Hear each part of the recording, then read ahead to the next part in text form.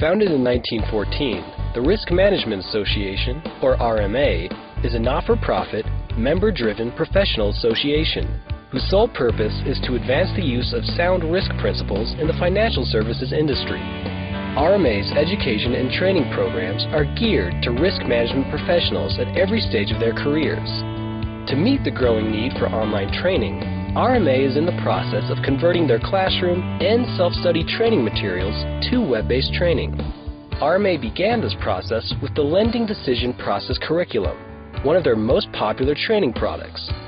In the original self-study format, the training materials consisted of over 1,800 pages of information about the basics of making commercial lending decisions. The materials were divided into 18 courses, which included reading assignments, practice exercises, case study documents, and an answer booklet. After working with Allen Communication Learning Services to convert the self-study materials, the online curriculum contained 17 courses, accompanied by 57 case study documents, 110 printable job aids, and a tutorial course. Each of the online courses is organized into 1 to 4 modules. Every module begins in the manager's office, where a manager character introduces the course objectives. We've got a lot of work to do today. Are you ready to begin analyzing ILS's cash flow statements? After visiting the manager's office, learners proceed to the training room, where a trainer presents the content.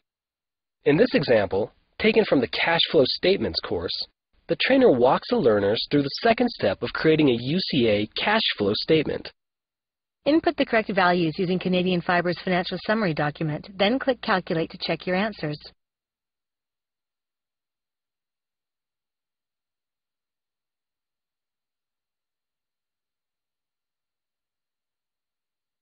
After completing the training room portion of the module, the learner visits the office of a fellow credit analyst.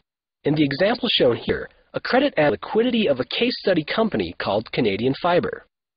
This is an example of the application of what was covered in the training room.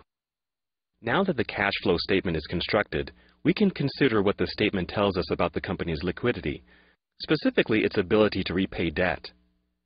We can make several observations by answering 4 key questions about the company's cash flow. Click each question to learn more.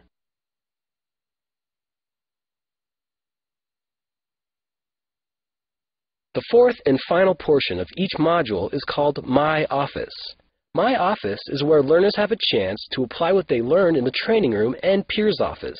In this particular My Office activity, learners are asked to analyze the UCA cash flow statement of another case study company called ILS.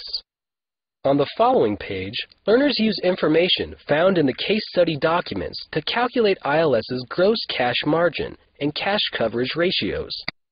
Many of the My Office exercises build on one another. In this exercise, learners use the gross cash margin and cash coverage ratios they calculated on the previous page to analyze ILS's UCA cash flow statement. The learners enter their response in each field and can compare their answer to an expert answer. The learners' answers to each of the My Office exercises are saved and can be printed out at the end of the course.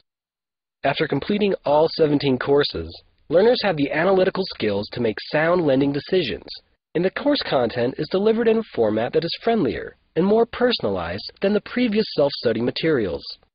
For RMA and their member institutions, it's easy to track who has taken which courses and assess understanding of course content.